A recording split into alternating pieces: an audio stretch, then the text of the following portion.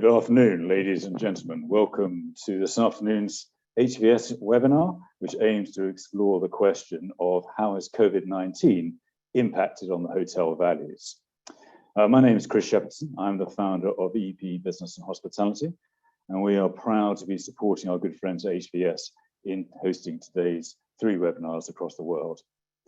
It's become almost a cliche to say that it has been the most interesting of times, but it has certainly been a period that has been full of twists and turns. The challenges today facing many city centres across the world have been immense and will certainly be difficult as we try to navigate the way through. The challenge facing hospitality is equally so, if not more. The challenge, just in the UK alone, inflation for hospitality has been noted at lying between 14 and 18%, with all the unique issues presenting themselves. And the same trends will be shown in other places around the world too. 50% increase in energy costs, 67% increase in food costs and food inflation, a shortage of talent that's equated to 188,000 vacancies at any one time in hospitality. And that obviously resulting in lower end wages needing to rise between an estimated 25 to 30% in the short term at least. However, as challenging as it may seem, there's still grounds for optimism for the recovery. And I see that even this morning, they're talking about 6% GDP growth into 2022, then falling to 2% in 2023, but it's still encouraging what we're going to see ahead of us. 2021 has seen a rise in investment across the global hotel sector, and there are many companies now beginning to be more aggressive in their acquisition strategies as they look forward to 2022. This seems to be particularly true in Asia Pacific, North America, and Europe. But do you agree with that? What will the experts tell us in a few moments' time? In addition, investor sentiment suggests that full-service hotels will endure the deepest cut and deepest discounts, and select service and economy hotels were less impacted and still managed to fill rooms. In fact, many believe that the best investment opportunities to emerge in the next 6 months will be the full service hotels. Do you agree? However, it will still be a 3 to 4 year road to recovery back to 2019 levels. And many investors will want to assess and be keen to assess alternative models and approaches. How will this create change across the hotel sector? What new services and improvement measures for profitability will emerge?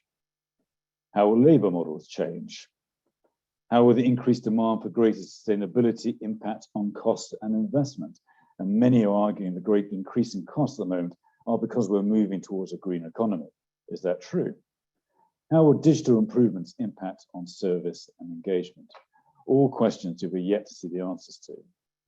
There is still much to be understood and explained, so we look forward to listening to today's experts speak. EP is delighted to be working closely with HVS. Over the last year, we've hosted about 12 webinars together. EP on average hosts around 70 events per year and publishes over 500 articles. As our aim as a business is to bring people together to share knowledge, explore new ideas and original thinking. As a result of this, we work with many management teams and boards to look at business trends and strategies and run a range of industry collaborations and initiatives which bring companies together on the key themes. As our simple philosophy is, we're stronger working together.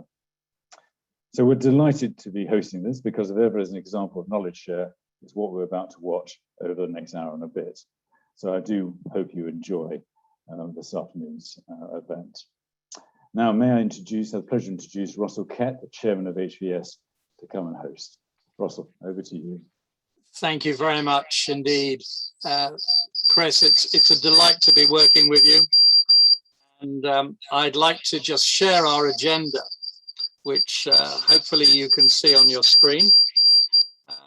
We'll be rattling through a number of slides and dealing with changes in hotel values in each region of the world, followed by the impact on people, then a panel discussion, and the Q&A provided by yourselves, I hope. And if you have questions, please put them into the Q&A box at the bottom of your screen, and let us have your questions and we will endeavor to deal with as many as possible. So without further ado, I'm pleased to introduce Sophie Perrott, who is based with me in London, but she's going to present on Europe, and we look forward to her. Thank you very much, Russell. Good morning, good afternoon, good evening to everyone, and on to Europe. So Europe's many lockdowns have resulted in a decline of RevPAR very, very steep, around 70% in 2020. Oh, slides. I'll go on. Q1 2021 was weak across Europe as well. We've seen occupancies as sad as 20% and even in the single digits for some markets, especially urban markets, if we're looking at markets that are heavily reliant on international demand, for example. Leisure has, however, continued to drive the recovery in 2021. And the summer has seen some pretty good solid occupancies in resort destinations, think Italy, France, but also markets like the UK, for example, where strong staycation trends have actually been very, very positive.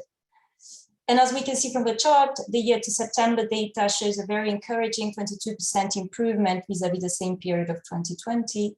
And this supports our views as presented in this graph for a RevPAR recovery to the 2019 levels by probably around 2023, 24, again, depending on each one of the particular markets' demand drivers. So on to next slide, please. We can see here some pretty interesting mirror-like images of the year to September data for 2020 on the left-hand side and 2021 on the other side. So in 2020, as we all know, RevPAR performance is falling off a cliff, literally in sort of April, May, as the lockdowns start to bite, and this performance is kind of crawling up the bottom of the chart pretty much for the remainder of that year.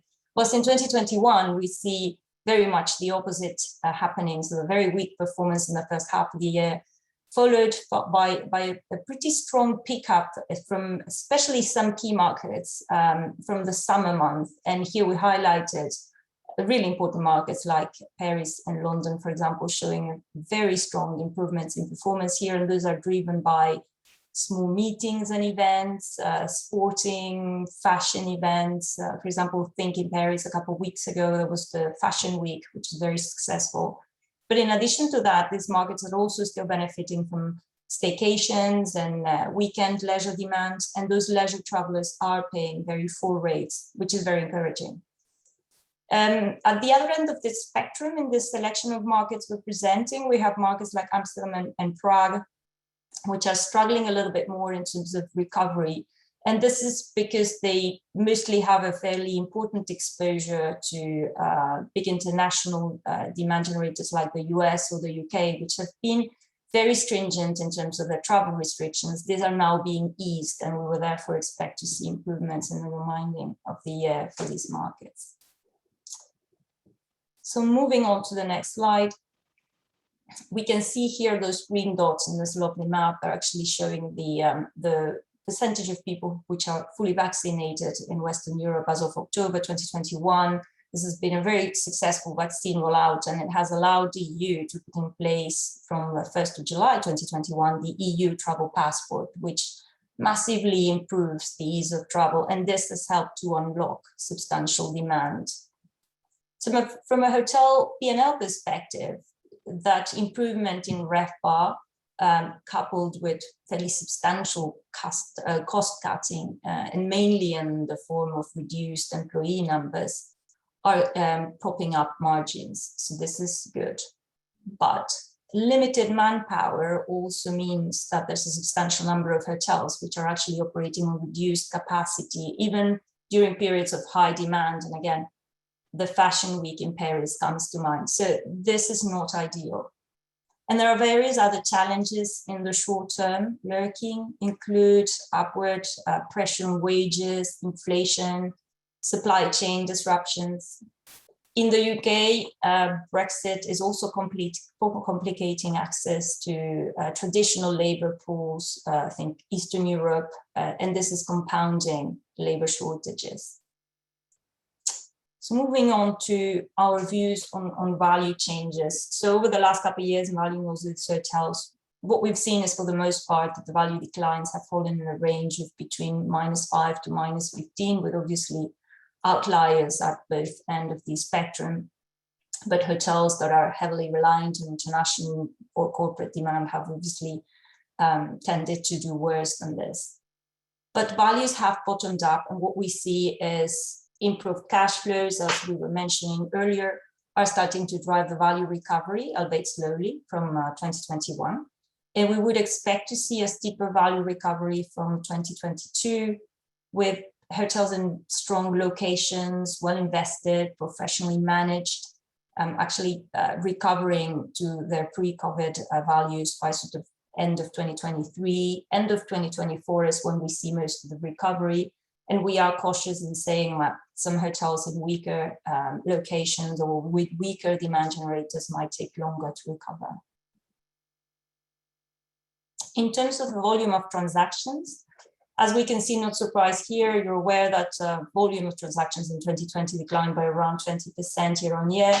But if we look at Q3 2021, that's about a quarter of an improvement in the volumes for this period compared to the same period of 2020. And while the bid-ask gap remains wide, we've seen very few distressed sales.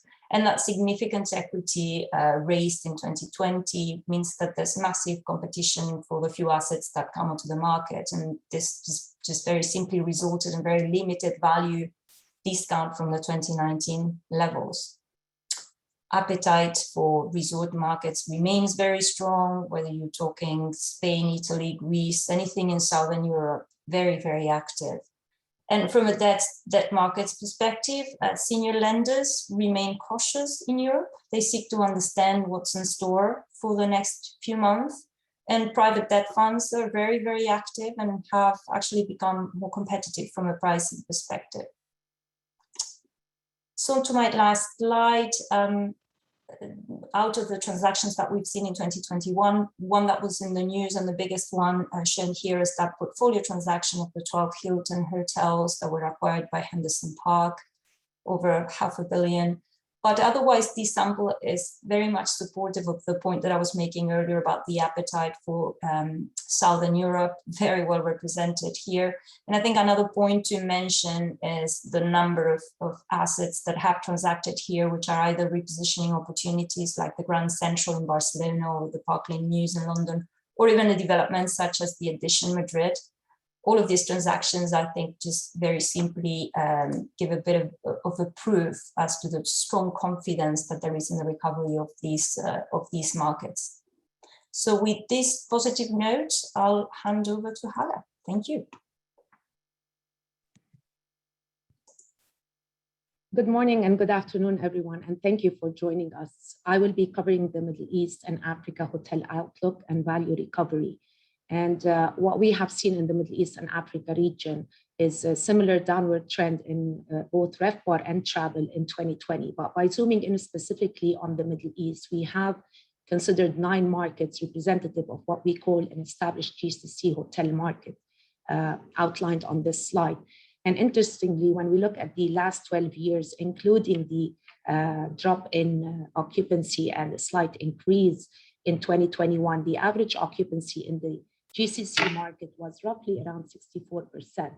Specifically, we need to note that accommodated room night, however, despite that occupancy hasn't really changed much, what has grown significantly, especially between the years 2012 and 2018. Some of those hotel markets, especially Dubai, for instance, Riyadh, Mecca, and Abu Dhabi have quadrupled their hotel supply.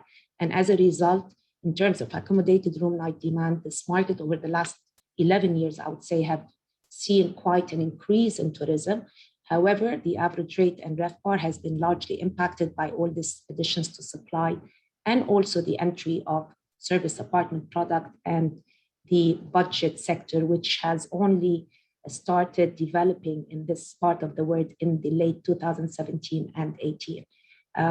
I would like to highlight the 2018 RevPAR increase in particular. This was on the back of improved visitation to Saudi Arabia, the start of the transformation which will really fuel further demand into Saudi Arabia and has impact on the values in KSA in particular, and also the exceptional and probably non-reoccurring events that helped demand in both Kuwait and Oman during that particular year. Moving on to look at how does that compare to Africa on the next slide. Again, in Africa, if we look at the 2016 up to 2019, specifically for those 11 markets that have been considered, clearly Africa has different demand characteristics amongst Africa. So the best way to address Africa is just to break it down into different sub-regions. Mauritius, Seychelles, and Marrakesh are probably much more established than the remaining cities, while others have future potential opportunities. The challenge has been in Africa is how do we quantify the tourism potential, especially as much of it relies really on the government support. With that said, historic occupancy averaged around 64%, badly hit in 2020 with very little recovery, with the exception of Cairo and Seychelles in 2021. This comes on the back of travel restrictions, but more importantly as well, the rollout of the vaccine, which remains very slow for most part of Africa. And therefore, when we look at recovery on the next slide, it's probably only in 2022 that we're going to see a much more solid recovery starting in Africa when we compare it to the Middle East region. In terms of the biggest RevPAR growth, Riyadh clearly, this has gone all the way.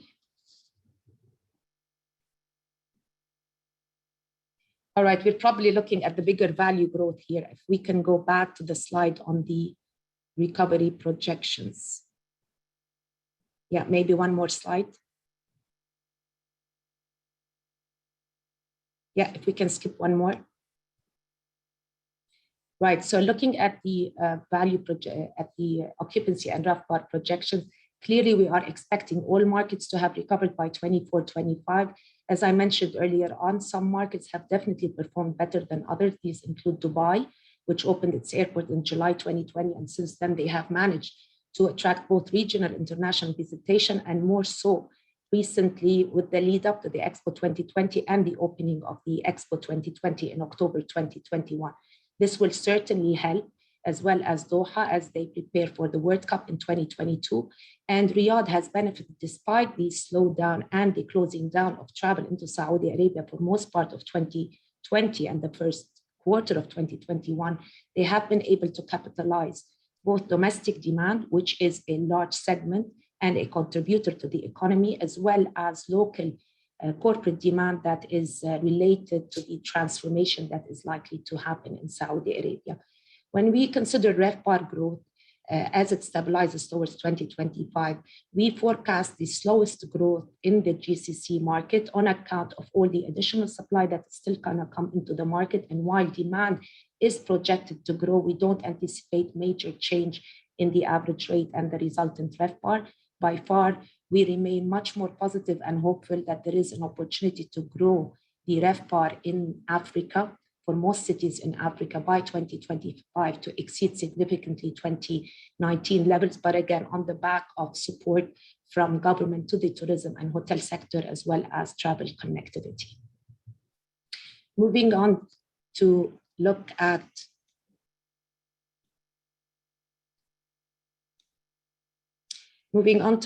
the hotel transaction slide. Well, there were only very few that we can talk about. Unfortunately, we were expecting to see much more transactions in this market, especially with the conversations around some distressed assets, both in Africa and the Middle East, and in particular the GCC region. But this has not been the case. The notable transactions are the address portfolio. So there were 5 that transacted in 2018 and 1 that transacted in 2020.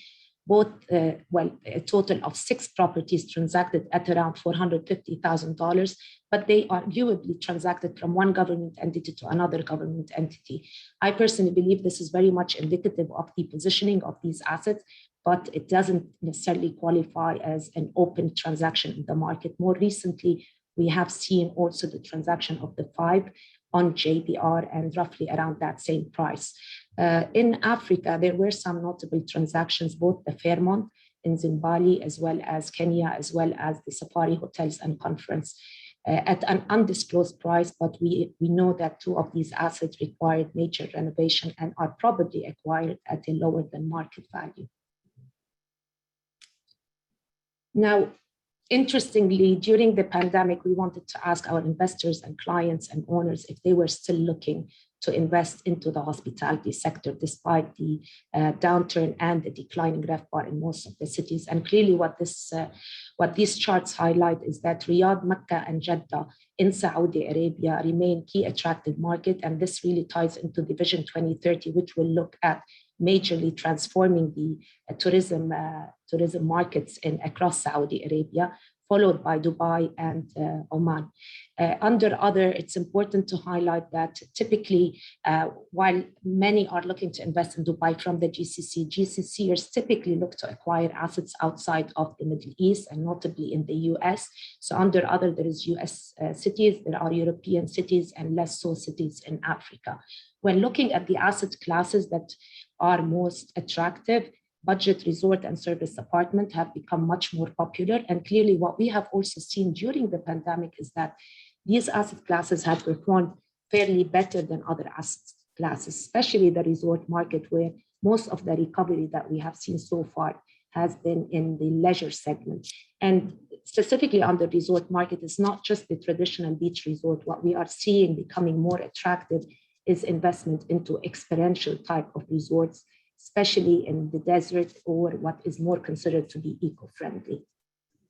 So to conclude with the changes on RevPAR, but more importantly, how did that impact on the values?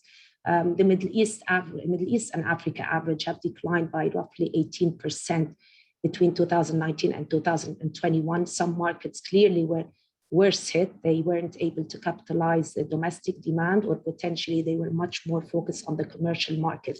What we've seen is that markets that were able to capitalize either local domestic demand, staycations, but more importantly, open up to benefit from regional travel have performed better, such as Dubai and Seychelles, and Jeddah capitalizing more on the domestic demand. When looking at value change between 2019 and 2025, the strongest winners on values are probably considered to be Doha and Riyadh. We will see improvement in values, perhaps in the GCC, not so much from the top line. RevPAR will grow, but is likely to remain quite conservative. We do expect, however, that the impact of the cost efficiencies and changes in cost structures will continue over the next couple of years, which will ultimately allow EBITDA levels to be improved when we compare to pre-COVID levels.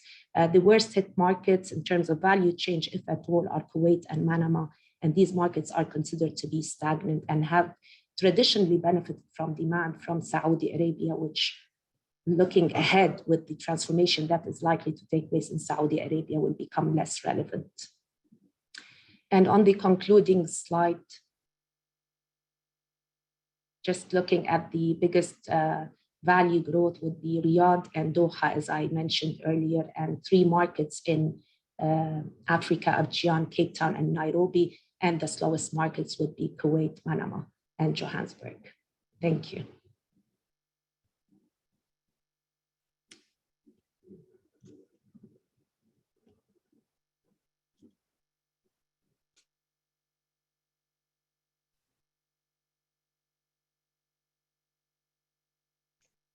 Hi, good morning. Good morning, good afternoon, good evening. So I'm going to have present on Asia Pacific. On the Asia Pacific front, if you have a look at the slides here, actually there's a drastic fall in 2020, the COVID year, as compared to even during the world financial crisis in 2008 and 2009. Whereby the RevPAR declined about 20%, but in 2020, the decline was almost 50%. But there is a moderate recovery already in 2021. You can see that it's about 22% uplift, which is a little more than 50% increase from last year. Accordingly, the increase particularly pertains to North Asia, where there is a positive ADR as well as occupancy growth. And in particular, it is in China where cities like Beijing and Shanghai, and to a certain extent, Seoul, the places with the slowest growth would really be in Southeast Asia. Actually, surprisingly, it is the leisure markets such as Phuket and Bali, where the declines are really 40% or 50%. Now, however, despite that, right, transactions, you will see that transactions volume also fell by 42% in year 2020 as compared to 2019. The number of transactions has declined, but you will note that in the year alone, there is actually an increase in the Australia and New Zealand market. Surprisingly, there are number of transactions. If you can go on to the next slide, the number of transactions in Australia, Oceania, actually increased from 45 to 84. This is on the back of a number of portfolio transactions in Australia. And even in China, the number of transactions is the same, but the volume has actually gone up. And there is also a slight increase in Thailand. Actually, in order to note, right, in 2021, whereby it is the COVID year after 2020, where there's the largest decline in RevPAR, there were two notable transactions that we noted in February 2021. The Le Méridien Seoul that was transacted about 1.9 million USD per key. And there's the Tokyo Tower Hotel transacted in July 2021 for $5 million per key. So despite the decline in the RevPAR, etc., you find that the transactions in Asia Pacific, the numbers have increased, and likewise the value stays fairly high. On the value impact, you can see from this slide, this is the values have declined actually from pre-COVID year of 2019.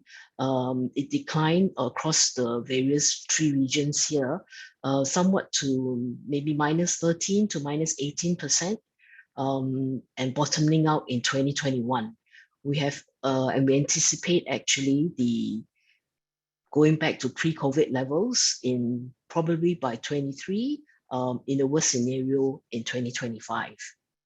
Thank you very much.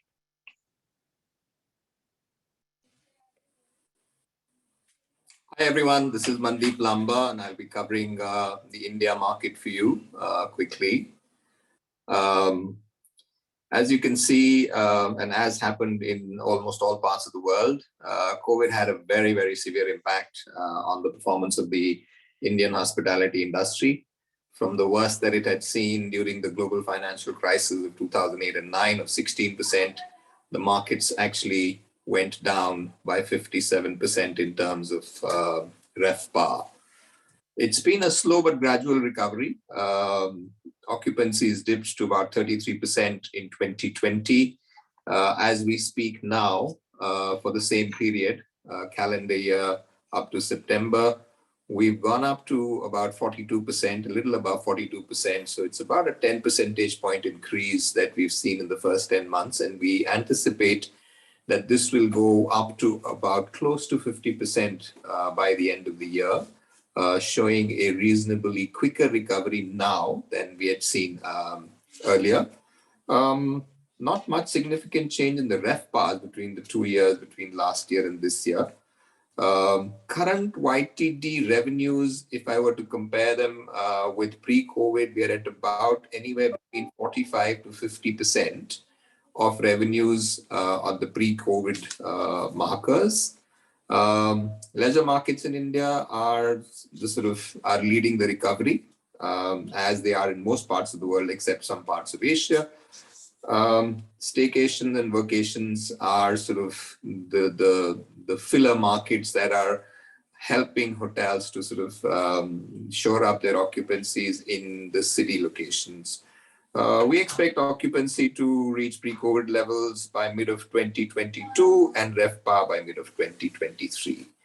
In terms of the transactions, we saw a dip of 50% between the COVID year of 2020 as compared to 2019, dropped from $700 million to about $350 million.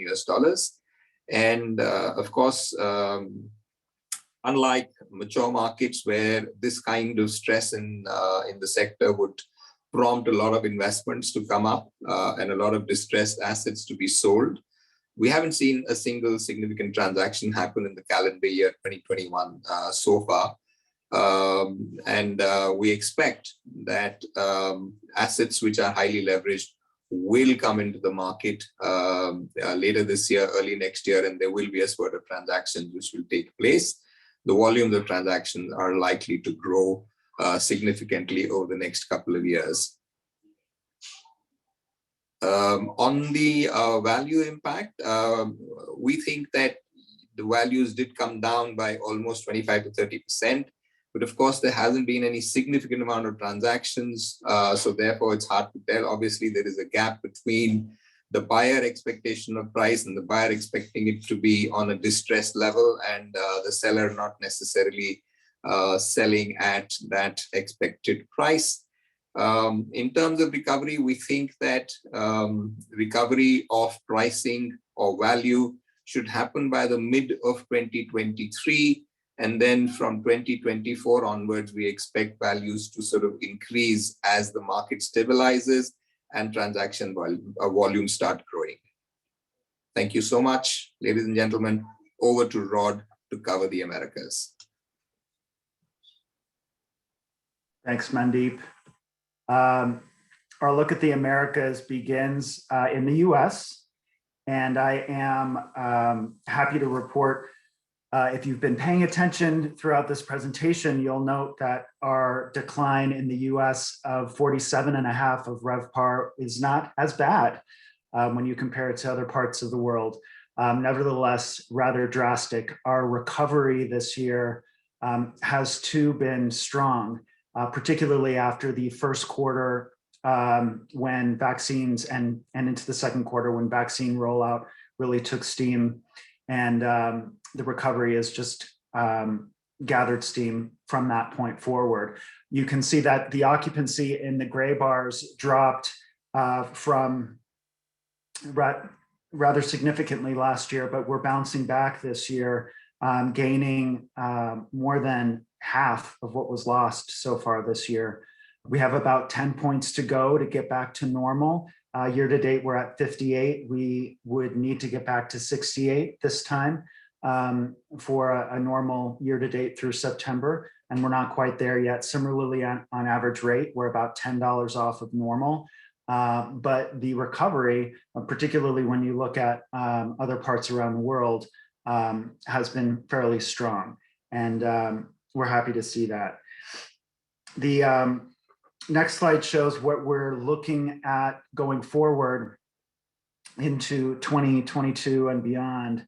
And occupancy, we see making a pretty significant gain next year, with a bigger gain then and kind of towards full recovery by the latter part of 2023.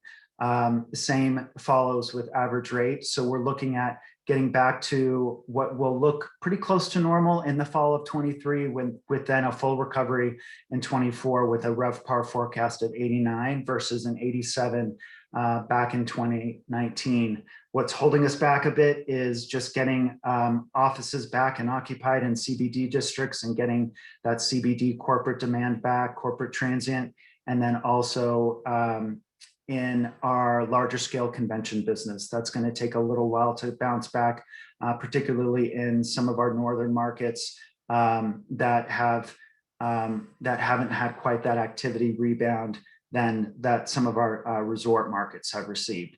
So we're looking to get that back pretty quickly here, looking at the fall of 2023.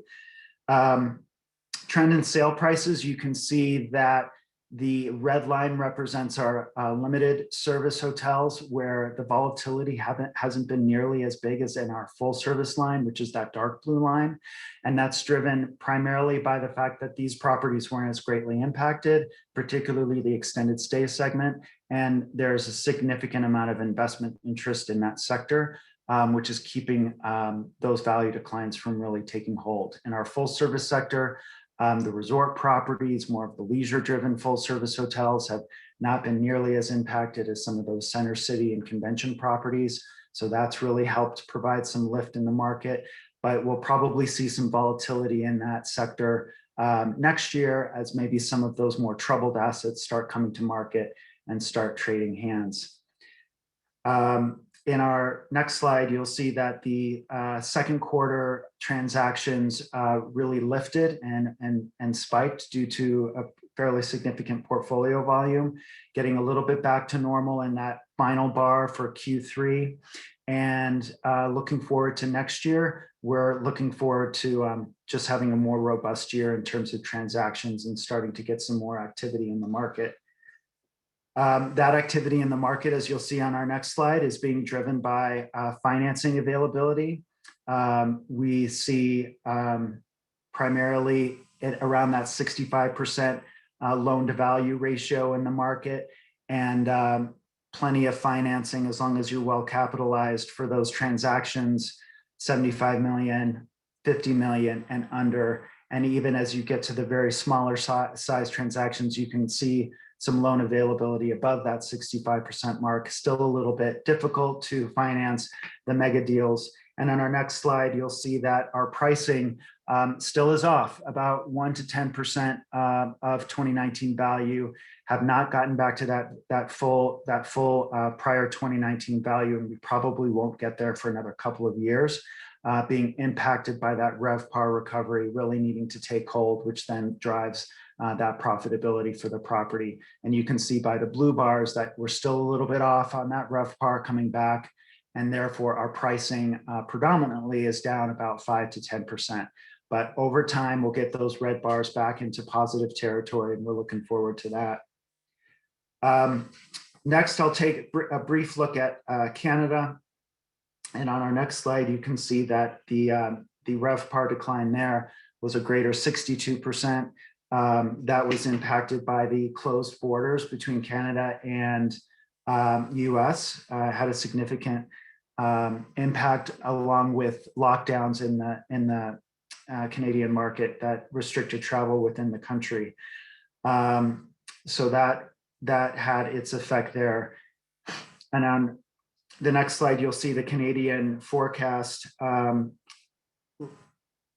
Whereas in the US, we're looking to get back to 2019 levels in 24.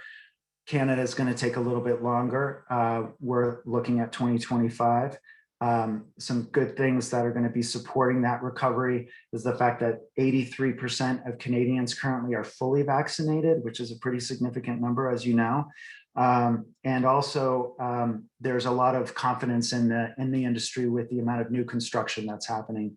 There are 24,000 new rooms of supply that are under construction, expected to enter the market by 2025.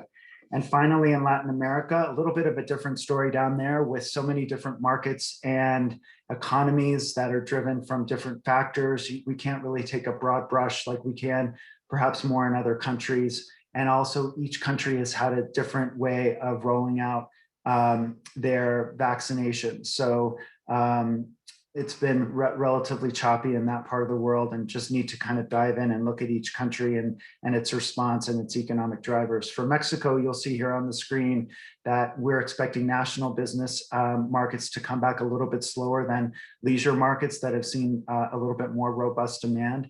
So leisure markets coming back probably about a year sooner than the business markets, but overall, things are looking good in Mexico. And that's it from my end. Thank you. Thank you, Rod. This is Florian from the Executive Search team. Welcome, everybody. I will talk about the talent impact. So how do we arrive here? We saw in the past 18 months a lot of travel restrictions, lockdowns, and businesses not operating at capacity.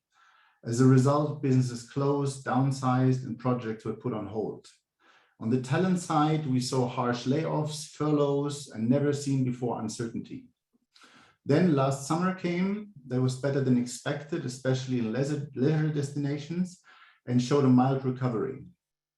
Currently, we see new waves being reported in different countries and the different reactions from governments, and also promising news of increased demand. So the conclusion is there's no straight line of recovery. The future of business travel is still too early to tell. On the leisure side, it was mentioned there's a high demand for experiences and continues, so there are opportunities.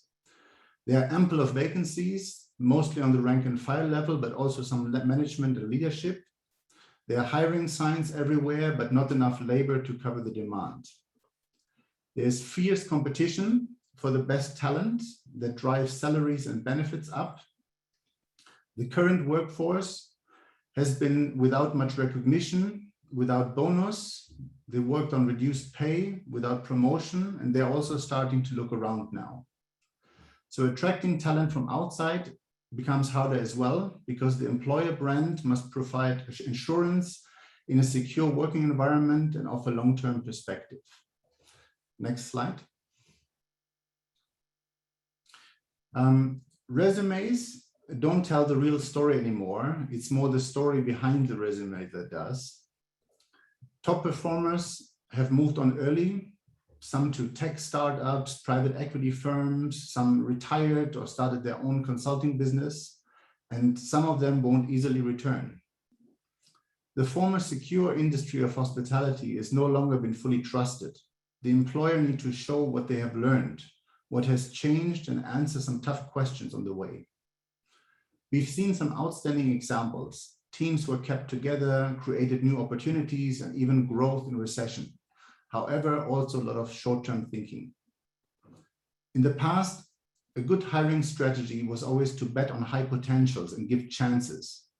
Right now, there's more hesitant approach, and the exact job must have been successfully done in the past to qualify. This leads, of course, to a very limited talent pool, and only higher pay can really create interest in the candidates. As a result, vacancies are kept open longer and projects delayed.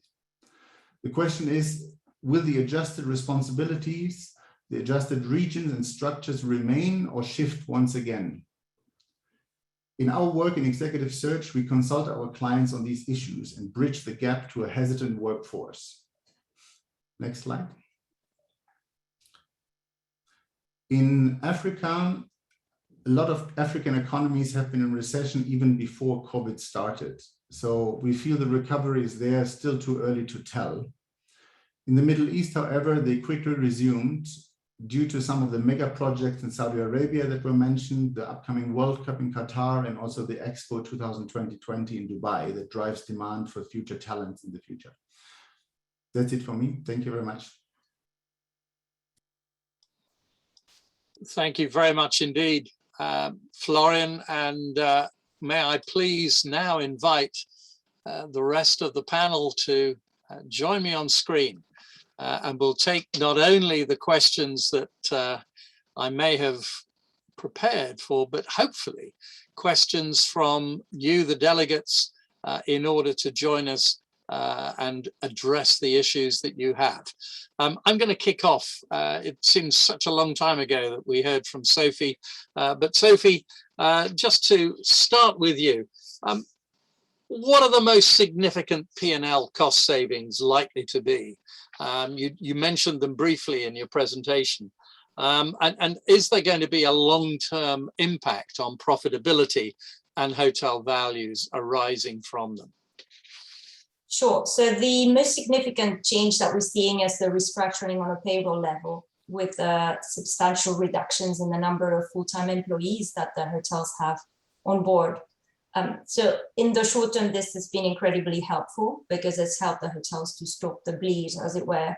But it is limiting operations, as I mentioned, as well, because this reduced cost base is preventing hotels from maybe selling the amount of rooms that they could sell in periods of higher demand. So whilst in principle, the idea for most hotels is that this reduction in the FTEs will recover as demand comes back, the plan is to eventually not return to the same level, so to remain with a leaner payroll structure in the longer term, which in principle you would think this will improve the margins and it should definitely be a positive impact on the NOI of the hotels. However, this comes coupled with the upward pressure on wages, and so I guess the jury's still a bit out as to whether this reduction in the cost in the payroll base, but coupled with an increase in the wages, might actually not yield so many benefits from a margin perspective in the longer term. I'd like to ask Hala the same question. I'm not quite sure that she's managed to rejoin us. I think she's having some difficulty. So let's just go a little bit around the world and pick up on the other regions. Are you there? Perhaps you can hear me, but if you can allow me to come on screen, I can't seem to switch on my video. But until then, okay, I'll add to what Sophie was saying with regards to cost savings on the P&L. Now, contrary to Europe, perhaps we didn't get support in that sense, but we have been overstaffing. And again, this is more relevant to the GCC than Africa. We have had very, very fat staffing schedule running those properties. And what we have observed in the last 18 months, that there has been major reduction without necessarily impacting service and increased efficiencies. So that is clearly going to help the bottom line and the values. And perhaps the additional point to consider is also the renegotiations of some of these contracts with the operators, which clearly will result in some savings. What about the rest of the world? Hock, Mandy, Rod, got anything of a similar nature or a contradictory nature? I think in our case in India, it's an absolute replica of what Hala just said.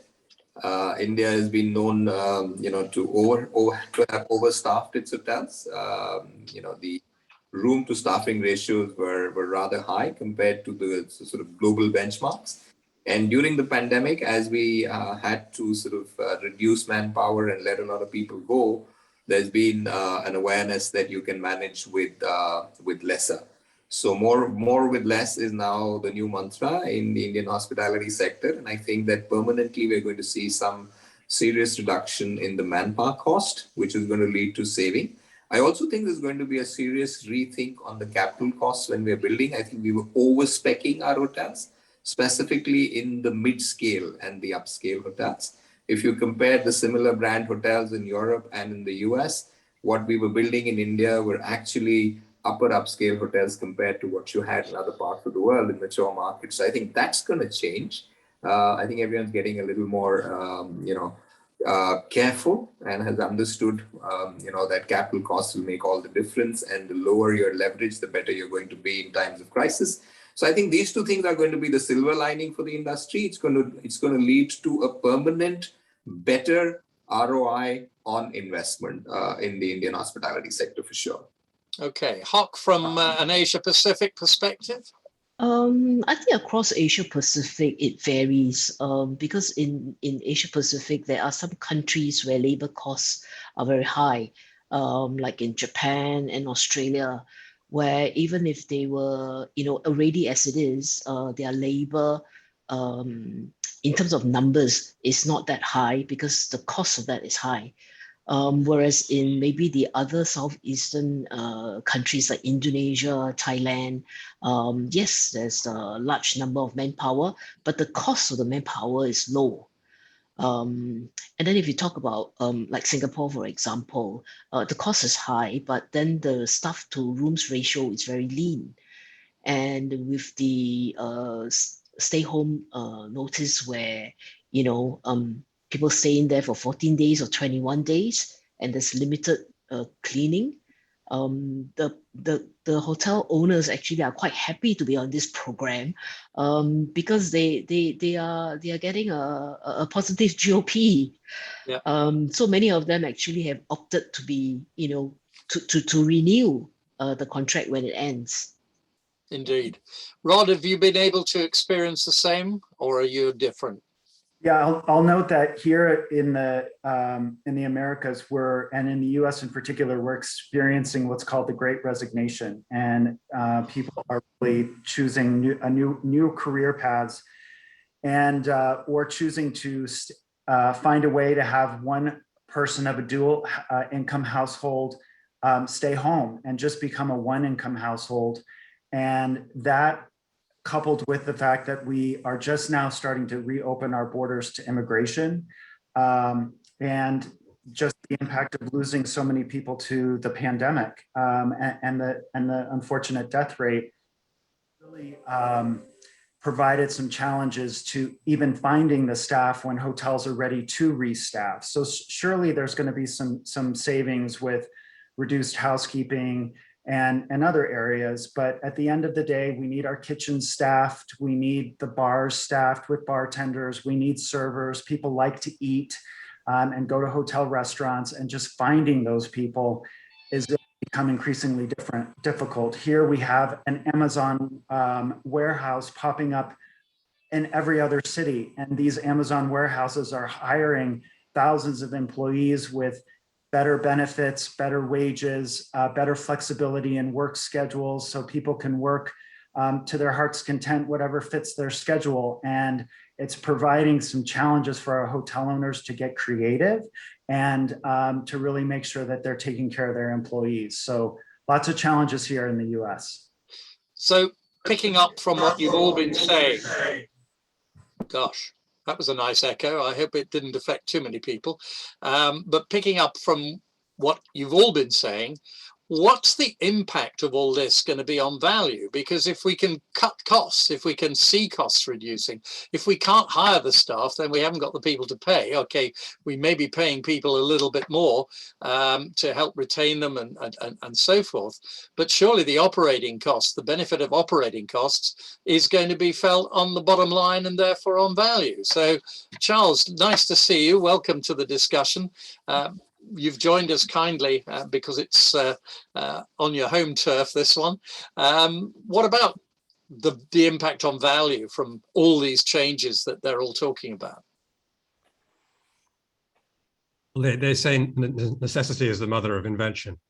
I think hoteliers have traditionally been not particularly at the forefront of change, but this is simply the shortage of labor is going to require technological innovation, and I think there is pressure on values. I think we're going to see strong demand growth, which will push revenues back to pre-pandemic levels quicker than people had expected.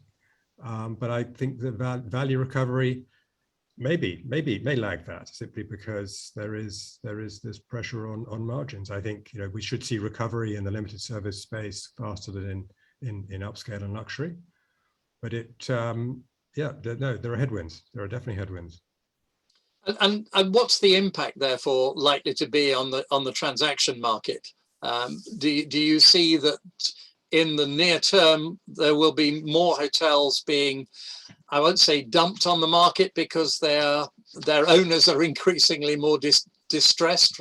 How long are we going to see a flat line? Yeah, no, we expect values to rise rather than fall. We don't see the levels of distress, nearly the levels of distress that many were anticipating, but we do see the transaction activity rising, because clearly the space is sought after amongst the investment community. There is still an enormous amount of capital looking to invest in real estate generally.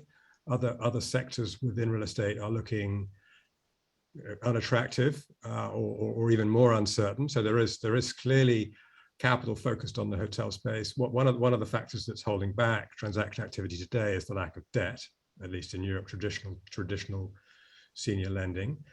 As the operating markets start to stabilize, we expect traditional lenders to return. That in turn will drive transaction activity. So we're already seeing it happening. Activities on the rise, and when we simply don't expect we don't expect it to be distress based. Hala, from the Middle East perspective, what do you think the reason is for there being only a limited amount of transactions or hotels being sold in the last 18 months or so? I mean, it's largely about the ownership structure.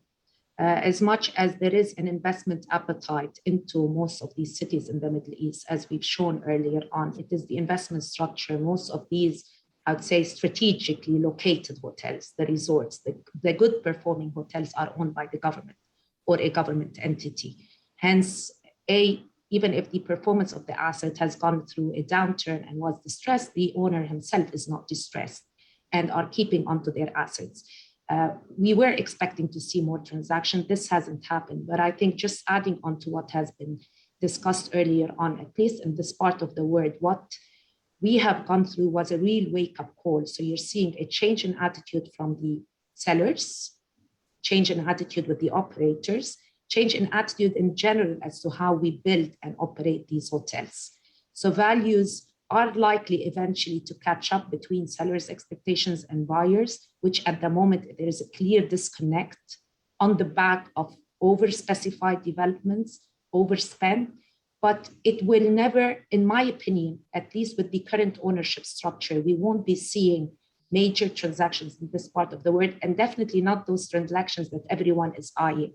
As we speak today in Dubai or Abu Dhabi or elsewhere in the region, there are some assets on the market, but they're tired, major renovation, and not necessarily in good location. So while it's a distressed seller, there isn't really a buyer for them. So there's still this disconnect in this part of the world. Okay. In Africa, if I could just add on Africa, I think the bigger challenge which Charles touched on was financing. And this is probably why we're not seeing transactions in Africa. There are opportunities, but securing the financing still proves to be difficult. Okay, I'm just going to change tack and pick up on a question that one of our distinguished audience has asked. Post-COVID-19, is Airbnb a smaller or a bigger threat to the hotel industry? Okay, is Airbnb a smaller or a bigger threat? Sophie, why don't you pick up that one? Yeah, no, very, very good question, this one. I mean, I know that at the very beginning of the lockdowns, etc., we kind of thought that this pandemic was the death of Airbnb, because we thought hotels with big brands, they have come up with these health and safety protocols, and they're much better positioned to give that sense of comfort and security to guests, that they're super clean and everything is tip-top shape. And yet Airbnb has done fantastically. And I think that comes hand in hand probably with the very strong levels of leisure demand that we've seen. So in my mind, I'm kind of thinking that we continue to have a space for everyone, and different people will need either an Airbnb or a hotel at different points, and depending on the nature of their travel. So I don't think that this is the death of Airbnb, neither that they're going to take over hotels. Somewhere in between. Anybody got a different view? I'll add that the hotel industry, we in the hotel industry need to be very careful now about which road we pick. If we pick a road of being less staffed, of providing less hospitality, longer lines at a front desk, you have to get your sandwich out of a machine, you don't get your room cleaned ever, it begins to feel more and more like an Airbnb. So why not just stay at an Airbnb? There's no F&B there. There's no housekeeping there. A hotel provides you a different experience, one of hospitality, and hospitality being driven by people. And so we need to find ways to innovate and keep our people in hotels and provide that ultimate experience to a guest so that they have that hotel experience and not an Airbnb experience. Okay. Can I just add to that point, because this is an interesting point, and I kind of have the impression that in Europe there is very much a drive to return to the daily cleaning of rooms, and I don't have the impression that hotels are ready to actually move on to a lesser schedule of cleanings, as it were. Which is, it's interesting, because I did think during the pandemic there'll be some of these left, but this is why hotels are also operating on a reduced capacity, because they just don't have that housekeeping team to keep up with the cleaning. But generally speaking, just interesting to see that maybe in the US, you guys are moving in a slightly different direction. I think Rob makes a slightly different point, which is, let's not forget we're in the business of providing hospitality, and that if we decline to provide hospitality, then maybe that will strike the death knell of the hotel sector. I've had a couple of questions from other delegates who've joined us today, and one relates to consolidation. COVID-19 seems to have stopped the consolidation in the hotel branded operators. So, you know, Marriott still got its 97 brands or whatever it was at the last count. Will there be further consolidations in the future? What's your view, Mandeep? Are we going to see the bigger brands getting even bigger, adding more brands? I certainly think that is going to continue, Russell. I think there's only a blip temporarily as everyone sort of readjusts, you know, to whatever has happened in the past 18 months. I have no doubt in my mind that ultimately consolidation will continue. I also think that larger hotel companies are looking at adding brands, you know, which are soft brands, so that they can take on, you know, more easily the sort of competition that we are going to get from Airbnb and the likes. You know, the whole villa vacation rental business, the homestay business, I think you will see more and more of that consolidation, those brands being added to larger hotel portfolios. In my mind, it's going to continue. There will be consolidation. I don't see that changing. Any different views from around the panel? Hock, Rod, Hala, Charles? No? Okay, let's move on. A very topical question. With the Glasgow summit, that's COP26, ahead of us, do you see increased activity in the field of sustainable hotel development, renovation, and rebranding? I'd love to come to you, Florian, but I think that would be a bit of a curved ball. But Charles, what's your view on how important or otherwise the sustainability of hotels, whether it's new development or renovating hotels, rebranding hotels, and so forth? It's clearly becoming important. It's something that most institutional, if not all institutional investors, are very focused on. It's something they need to prove in an acquisition. So I think this is something that is it's really becoming crucial, and I think any developer needs to have and operator needs to have these aspects at the forefront of their design specifications, operating principles. Yeah. I'm conscious. Sorry, go on, Mandeep. Go ahead.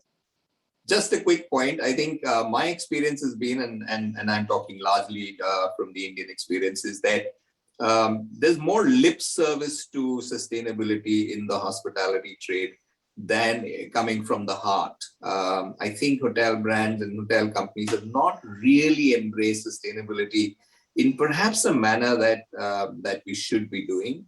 I think it's going to become more and more significant and important, but I'm not seeing enough you know, signs of the industry really embracing sustainability to that degree.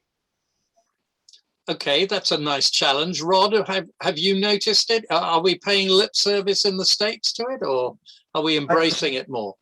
I think we're embracing it more. Here, the top of the news is either a forest fire that's out of control or a storm that's affecting it right on its heels. So it's definitely top of mind.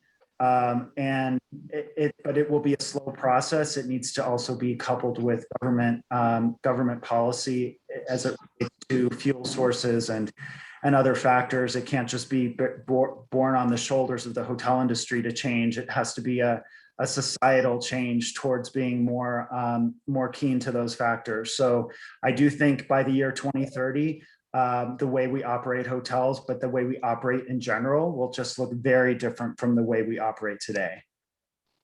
And Hock, just picking up on this need for hotels or hoteliers to embrace sustainability, is there going to be a consequent impact on value, either one way or the other, depending on whether the hoteliers of tomorrow embrace the need for providing their guests with reassurance that sustainable materials have been used or practices have been introduced and so forth? What's the impact on value of all of this?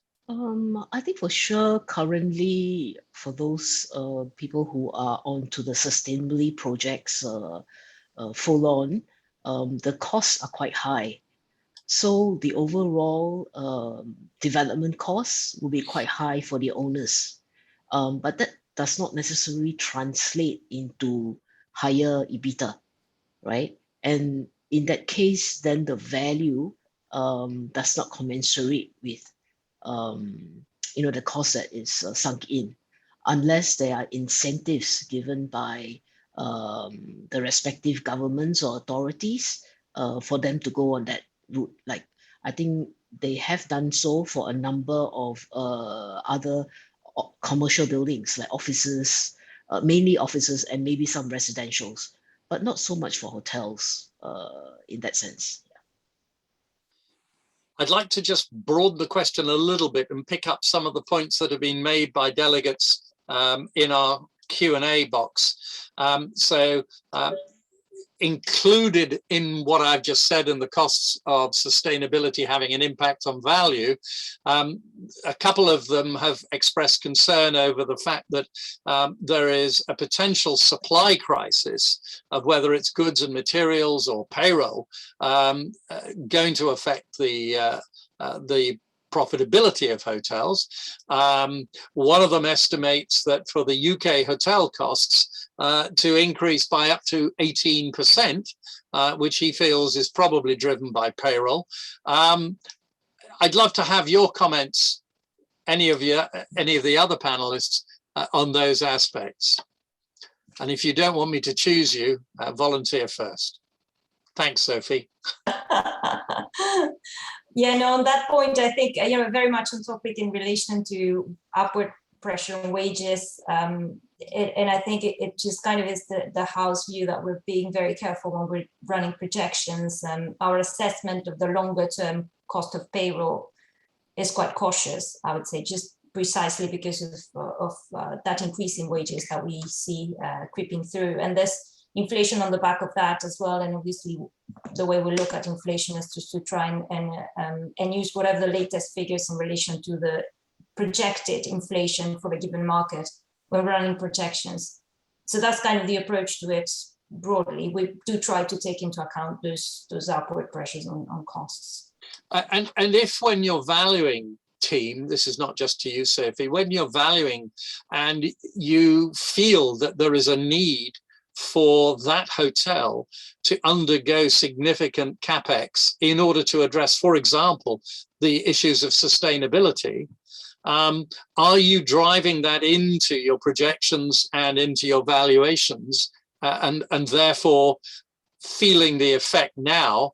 Or is it something that you're kicking into the long grass and hoping it'll go away by the time the hotel is sold and changes hands and everybody will have forgotten about it?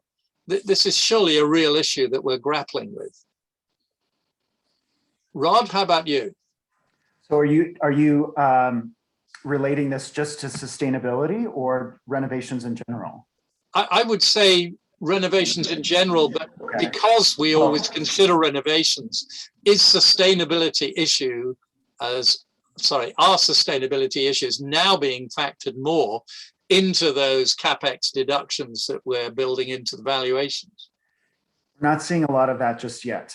There might be the minor expense of car charger or two, depending on what the market's demanding, but nothing large scale. We're just still grappling with keeping up with brand standards, having to negotiate and work your way through taking a property that maybe hasn't been touched in 10 years and bringing it up to date. And that in itself is a challenge enough. So that's really what owners are facing at the moment. But what about some of the longer term issues where by say 2030 or 2035, major changes are going to have to be encountered? Are we factoring those into the valuations? Not just yet at this time. Just given the crisis that the industry is in and so many problems that are being faced, that's one challenge that maybe gets put on the back burner for now.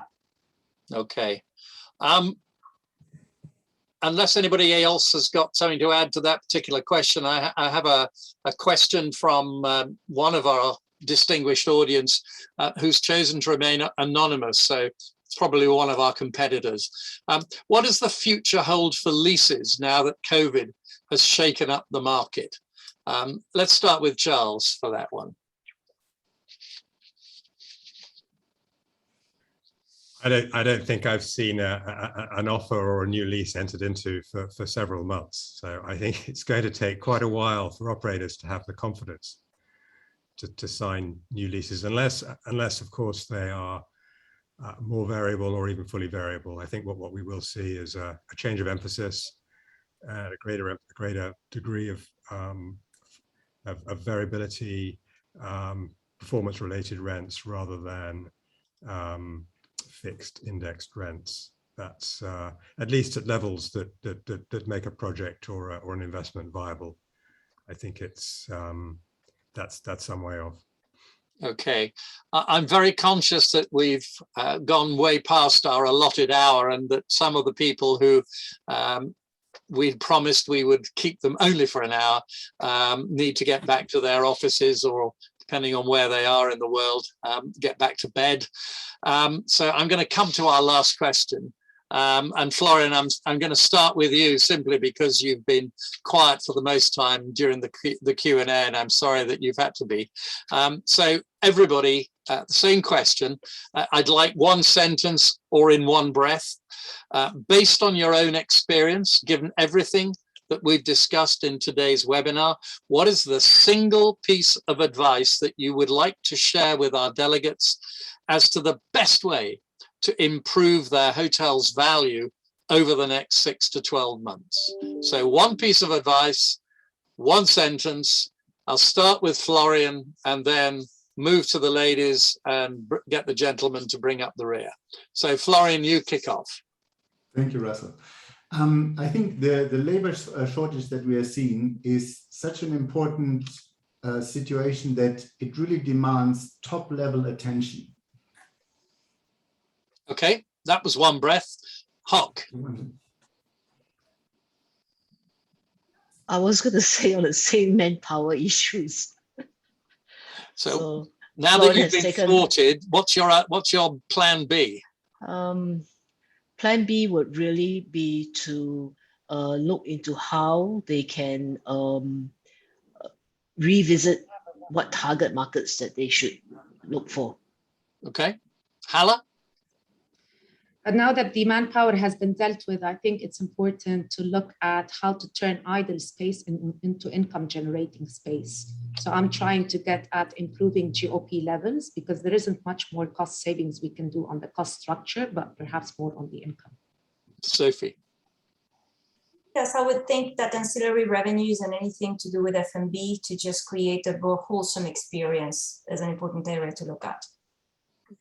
And a wholesome experience for you, Mandeep. Revenue per square foot. That's how we should be thinking. Okay. And those of us who are in a metric environment, revenue per square meter. Lovely. Rod. I think getting back out to customers and reestablishing those relationships, those face-to-face relationships with major demand drivers for your hotel. And last but by no means least, Charles. I'll repeat what I said this morning, which is really all about maximizing value on exit, which is to leave something in the tank in terms of value add opportunity for the next buyer. So that you're selling a hotel with at least some degree of a story attached to it, which is what investors are very much looking for these days. Wonderful. May I, on behalf of all of us, thank my colleagues for joining us for the presentations that preceded them, and with pleasure to hand back to close the proceedings to Chris Shepherdson, a VP, and Stephen Rushmore. Thank you all very much for joining us. Thank you, Russell. That was excellent, an excellent session. I have to say the Q&A debate was fascinating, absolutely fascinating. So thank you, and lots to listen to and lots to learn from. I have to say, I think there's all kinds of trends and information for people to take away today. About the recovery and how long that kind of ties in with your view. It seems to be yet another 3-year recovery process, but we seem to be on the road, which is encouraging. About the innovation and how we've got to think about things maybe differently as we go forward. I mean, that came through clearly during the panel discussion as well. as well as the kind of regional, what I find fascinating is the regional differences that are taking place everywhere as well. So a fascinating discussion. Now I'm pleased to pass on to Stephen Rushmore, President and Chief Executive of HVS, to say the final words. Over to you, Stephen. Thank you, Chris, for that summary, and thank you everyone at HVS who made this event possible from around the world, and thanks to you, the attendee, as well, for attending and asking some really good questions for us to answer. We'll be making these slides available to you afterwards, and I would also encourage you, if you have any further questions, to just reach out to any of my colleagues directly. And that's it. Thank you. Take care. Be well. Stay safe.